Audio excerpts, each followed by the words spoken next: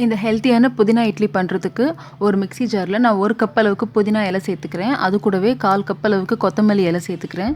சேர்த்துட்டு இதை 1 இல்லைனாக்கா ஒரு 2 டீஸ்பூன் தண்ணி ஊற்றி நல்லா சாஃப்டாக அரைச்சிக்கலாம். தண்ணி அதிகமாக சேர்க்காதீங்க, இட்லி வந்துட்டு நீத்து போன மாதிரி ஆகிடும். ஸோ இப்போ நான் வந்துட்டு 3 கப் அளவுக்கு இட்லி மாவு எடுத்து வச்சுருக்கேன். அந்த இட்லி மாவில் வந்துட்டு நம்ம அரைச்ச புதினா கொத்தமல்லி பேஸ்ட் இருக்குல்ல, அதை சேர்த்துக்கலாம். சேர்த்துட்டு நல்லா கலந்து விட்டுக்கலாம். நம்ம இட்லி மாவில் சேர்க்கறதுனால வந்துட்டு தண்ணி கம்மியாக தான் சேர்க்கணும். தண்ணி நிறைய சேர்த்து அரைச்சிங்கன்னு சொன்னாக்கா உங்களுக்கு இட்லி வராது, தோசை மாவு பதத்துக்கு வந்துடும். ஸோ அது நல்லா கலந்து விட்டுக்கலாம். அவ்வளோதான். இப்போ வந்துட்டு நம்ம எப்பவும் இட்லி வாக்குற மாதிரி வாத்துக்க வேண்டியது தான்.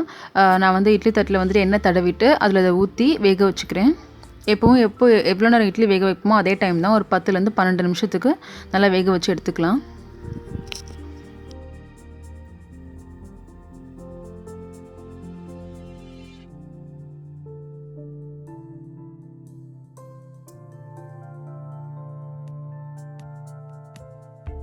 இட்லி வெந்து ஒரு 5 நிமிஷம் ரெஸ்டிங் டைம் கொடுத்ததுக்கப்புறமா நான் இப்போ ஸ்பூன் வச்சு எல்லா இட்லியும் எடுத்துடுறேன். அவ்வளோதான், ரொம்பவே டேஸ்டி அண்ட் ஹெல்த்தியான புதினா இட்லி ரெடி.